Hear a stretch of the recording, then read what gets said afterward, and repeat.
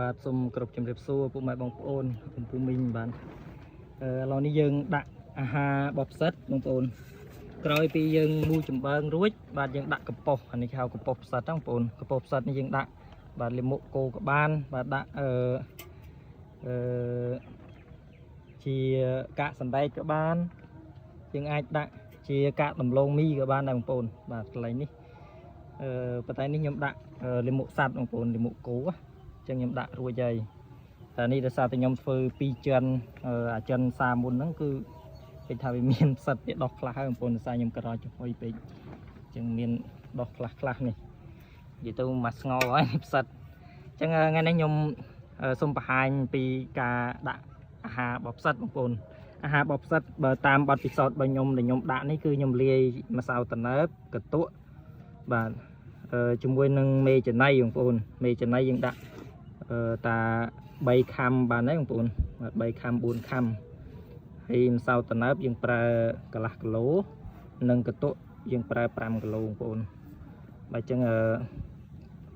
នេះលទ្ធផលដែលយើងលាយបញ្ចូលគ្នាបានណាបងប្អូនអញ្ចឹងវាមានម្សៅត្នោតមានកន្ទក់ហើយនិងមេចំណៃបងប្អូន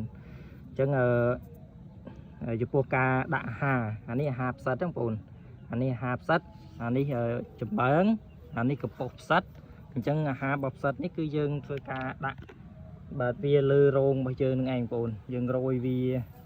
បាទរោយវាគៀនអញ្ចឹងណាបាទនេះយើងរោយបែបនេះមកអញ្ចឹងយើងរោយ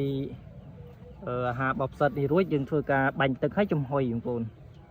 បាទអញ្ចឹងចំហុយរួចយើងដាក់មេ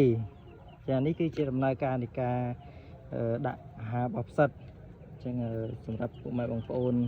ដែលធ្វើផ្សិតលក្ខណៈគ្រួសារឬក៏រោងទូចដូចខ្ញុំបែបនេះបងប្អូនអាចបាទដាក់អាហារផ្សិតដូចខ្ញុំបែបនេះបានបងប្អូនសម្រាប់បងប្អូនដាក់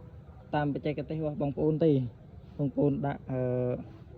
លាយជាមួយនឹងទឹកហើយដាក់តម្ដងក៏បានយើងដាក់ស្ងួតបែបនេះក៏បានដែរបងប្អូនដាក់ស្ងួតបែបនេះយើងបាញ់ទឹកពីលើ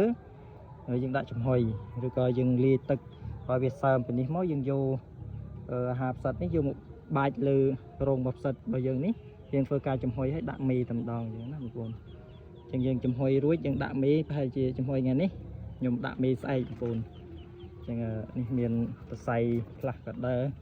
ហើយផ្សិតដែលខ្ញុំធ្វើអាសាមុនហ្នឹងក៏វាចេញមកបដើបន្តបន្ទាប់ដែរបងប្អូននេះ